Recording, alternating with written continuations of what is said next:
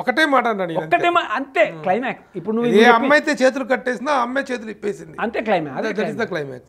అడిడా అంటే అమ్మో అని కొడతాడు. ఎంతకంటే గొప్ప క్లైమాక్స్ ఏముంది? మనోహర అది ఆయన లైఫ్లోనే ఒక అద్భుతం అది. ఇలాంటివి అనేకం ఫిల్మ్ ఇన్స్టిట్యూట్ విద్యార్థులకు చెప్పాల్సినటువంటి పాఠశాల ఆచార్య ఆత్రేయ గారు.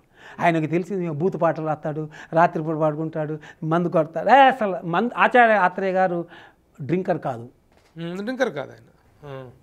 దాసనారాయణరావు గారు పిలవని, మోహన్ బాబు గారు పిలవని, ఇంకెవరు పిలవని, ఎంత పెద్ద ఫంక్షన్ కానీ 2 పెగ్స్ కంటే ఎక్కువ తీసుకోవడం 11 ఇయర్స్లో జేకే బారవ్ చూడలేదు. అది డాక్టర్ సలహా మీద తీసుకున్నాడు అంతే. నన్ను చూసి కుళ్ళుకునేవాడు, నువ్వు బయట నీళ్ళు తాగవు, వైద్య చేయవు, బయట తిప్పని ఏం చేయవు, నియమనిష్ట గరిష్ఠుడిగా ఉంటావు, నేను కూడా వైష్ణవుడినే, నేను నీలాగా ఉండలేకపోతే మీరు నాలాగా ఉండద్దు సార్. మా అనుభూతులు, మా అనుభవాలు, మా మధ్య జరిగిన అనుబంధం, మా ప్రేమ, మా వాత్సల్యం, మా కోపాలు, మా తాపాలు, నేను ఆత్రేయ గారు మీరు ఎర్ర చొక్కా వేసుకున్నారు, నేను ఎర్ర శాల వేసుకున్నాను, రెడ్ ఫర్ రెవల్యూషన్. ఆత్రేయ గారి మీద నేను రెవల్యూట్ అయినట్టు, నేను అరిచినట్టు, నేను పోట్లాడినట్టు ఇంకెవడు పోట్లాడడానికి వీలు లేదు. అలాగే రాఘవేంద్రరావు గారితో కూడా డూ, అలాగే ఏ మ్యూజిక్ డైరెక్టర్ దగ్గర పనిచేసిన do and they is to love me.